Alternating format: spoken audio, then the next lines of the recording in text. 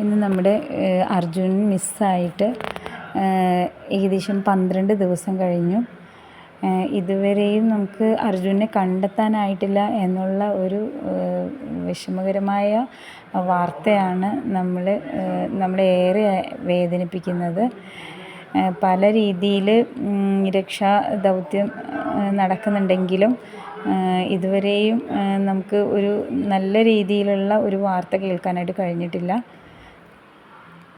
ഇന്ന് ഏകദേശം 8 മുതൽ 10 തവണ ഈശ്വർ മാൽപേ ഡൈവിങ് ചെയ്തിട്ട് ആഴങ്ങളിലേക്ക് ഡൈവിങ് ചെയ്തിട്ടും നമുക്ക് ഈ ഒരു ചെറിയ ഒരു നമുക്ക് ആശ്വസിക്കാൻ വേണ്ടിയുള്ള ഒരു ചെറിയ വാർത്ത പോലും നമുക്ക് കിട്ടിയിട്ടില്ല. അദ്ദേഹം വളരെയധികം ജീവൻ പണയപ്പെടുത്തി തന്നെയാണ് ഈ രക്ഷാ ദൗത്യത്തിൽ പങ്കെടുത്തത്.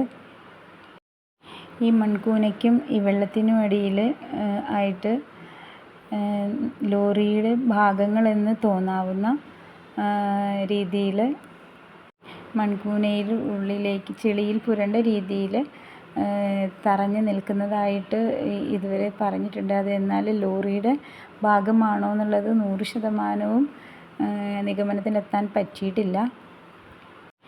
അർജുനിലേക്ക് എത്താൻ ഇനിയും എത്ര നാൾ വേണ്ടിവരും എന്നുള്ള ആശങ്കയിലാണ് നമ്മൾ ഓരോരുത്തരും.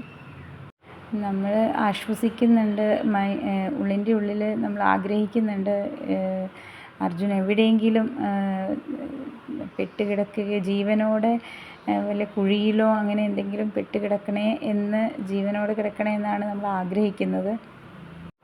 നാളത്തോടുകൂടി തീർച്ചയായിട്ടും അർജുനിലേക്ക് എത്തിച്ചേരാൻ കഴിയും എന്ന വലിയ പ്രതീക്ഷയോടെയാണ് കേരളം മുഴുവൻ, അതായത് മലയാളികളായ ഈ 3 കോടി മലയാളികളും ആഗ്രഹിക്കുന്നത് അതാണ്.